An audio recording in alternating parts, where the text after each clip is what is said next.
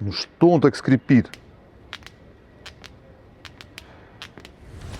Почему скрипят полы? Сегодня мы поговорим о причинах, которые вызывают скрип в напольных покрытиях, как все это исправить и способы ухода за напольными покрытиями, чтобы полы не заскрипели. Первая и самая главная причина скрипа напольного покрытия – это несоблюдение технологии укладки напольного покрытия.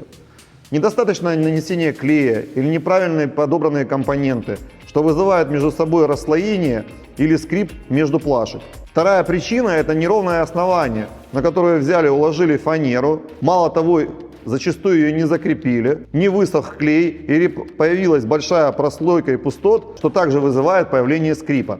Очень часто вызывает скрип отсутствие зазоров между стеной и паркетом. При изменении влажности паркет расширяется, упирается в стену и вызывает скрип. Поэтому необходимо оставлять зазор от 8 до 10 мм между стеной и напольным покрытием. Следующая причина скрипа – это деревянные лаги или деревянное перекрытие, а возможно и даже старое перекрытие, на которое уложили паркет. Еще одна из причин – это неправильно подобранная паркетная химия при укладке того или иного вида напольного покрытия. Обязательно укладывая напольное покрытие из дерева, мы используем полиуретановые или силановые клея, которые исключают скрип. Также при укладке ПВХ покрытия используем клей именно для ПВХ покрытий. Если мы используем шпунтовое или замковое соединение, нужно проклеивать стыки данного напольного покрытия для того, чтобы избежать скрип. Как исправить скрип?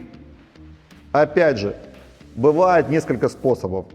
Если это у нас локальная реставрация, мы можем сделать сверление одной или двух плашек, закачать туда полиуретановый клей и заполнить пустоты. Третье, это может быть локальная реставрация, когда мы меняем фрагменты паркета, фрагменты ламината или другого вида напольного покрытия и вклеиваем их заново. В некоторых случаях при реставрации художественного паркета мы используем несколько способов. Это прокачка пустот, шпаклевание швов и покрытие заново паркета лаком или маслом.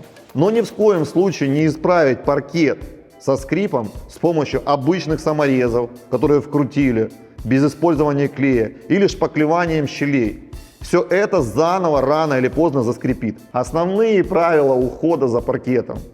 Соблюдайте температурно-влажностный режим. Если у вас климат изменчив, зимой сухо, летом сильно влажно, поставьте, пожалуйста, в зимний период времени увлажнители, в летний период времени осушители и следите за своими напольными покрытиями.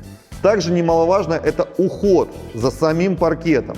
То есть обязательно нужно делать влажную уборку со специальными средствами по уходу для масла или для лака. ПВХ покрытия, они менее требовательны к уходу, но иногда даже в ламинате требуется соблюдение влажности. Температура в помещении должна колебаться 18-24 градуса, а влажность в промежутке от 45 до 60%. И это позволит вам долговечно использовать напольное покрытие и не допустить в дальнейшем скрипа в процессе эксплуатации. Изначально самое важное – это обратиться к грамотному специалисту, который уложит качественное напольное покрытие, не допуская всех этих ошибок. Благодаря чему у вас пол в принципе никогда не заскрипит при правильной эксплуатации.